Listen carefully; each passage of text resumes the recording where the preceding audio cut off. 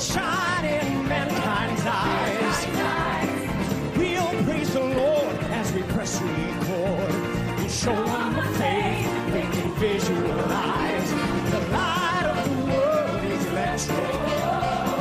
24 hours a day. We'll cast a net through the TV set. We got full salvation color display. That was a clip from the new Broadway play, Tammy Faye the Musical. The show tells the story of Tammy Faye Messner.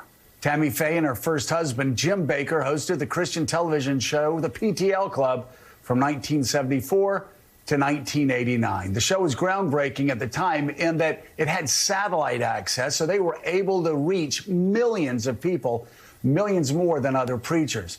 I sat down with the creative forces behind the new musical, musician Jake Shears of the former band Scissor Sisters, acclaimed producer David Furnish, and the Emmy, Grammy, Oscar, and Tony-winning rock and roller, Sir Elton John. It's great to have you guys here. Good to be here. Thank you. Very excited. Welcome back to Broadway. Thank you so much. How excited are you about that? I'm very excited because I really loved this particular musical, which we've been working on, Jason and I, for 12 years. It's very similar to the Billy Elliot musical that I wrote because it's a very political musical in a way. It's about someone who was outrageous and gregarious and had a larger-than-life persona. But at the other time, it was about what happened within the religious evangelical community at that time. And how it changed the face of America, for the worse, probably, because Reagan then accepted church interstate, which should never have happened. And so it's a really fascinating story about the political struggle, but also this woman's courage and her incredible, she had incredible willpower, and she was incredibly sweet and kind and forgiving. So I'm really excited about this. You know, what's so fascinating about this for me is I grew up in the Deep South. Yeah. My grandmom watched the PTL Club every night. We thought they were charlatans. We go, Grandma, don't give them your check. Stop it, right?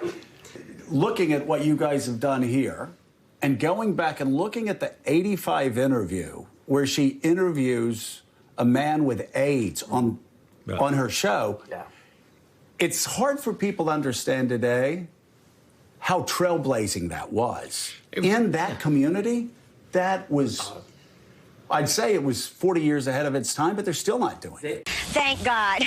Absolutely. You know, thank God for a mom and dad who will stand with a young person.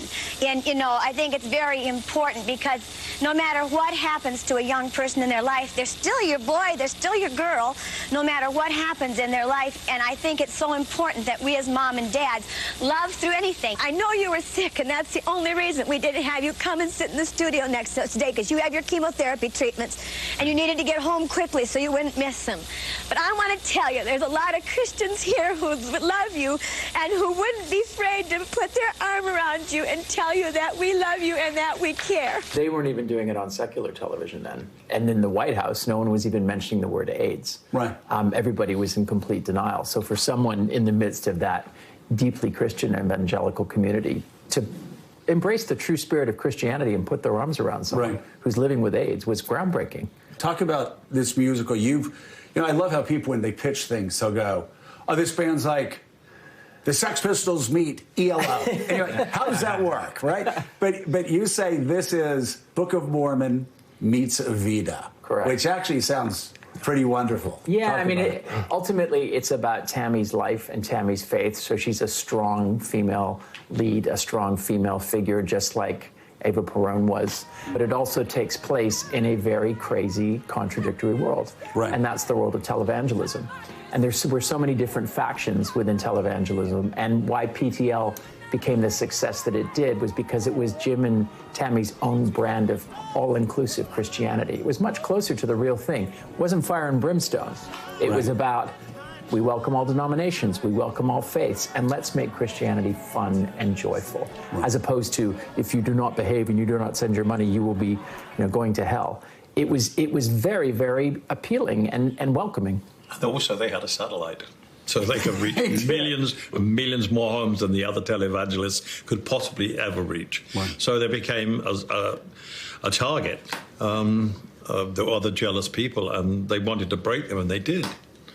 And it's like a spy thing, really. It's incredible what they did and what they planned and what they plotted, and how Jim didn't survive it, but in the end, Tammy did. And 4 days before she died, she was on Larry King. Right. And she was an amazing woman. And I want people to go out of the theatre thinking, we got her wrong. We got her wrong. I want them to feel joyous about her life. And you always want people to be uplifted when they see something on stage, whether it's a drama or a musical or whatever. And so the performances by our lead actors and lead actresses are quite electrifying. And I think that people will go home thinking, wow, we misread her.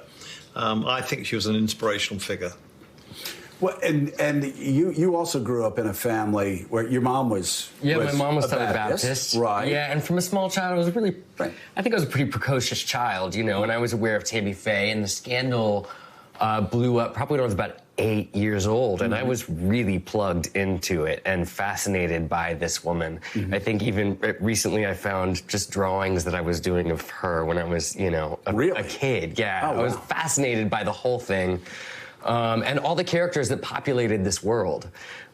So it's just so exciting to me. I mean, if you would have told me when I was 12 that I would be writing a musical with Elton and David about Tammy Faye Baker, I don't know. You know, it's still I have to pinch myself. So there has to be a special resonance to this as well, because I read about when you came out to your parents at 15. Yeah. And the person who suggested you did that said, well, that's the worst advice I ever gave in my life. It didn't necessarily go well, right? Not at first. But the resonance, though, for Tammy Faye Baker in her 85 interview saying to this man who was coming out, you know, it's great that your parents are accepting you.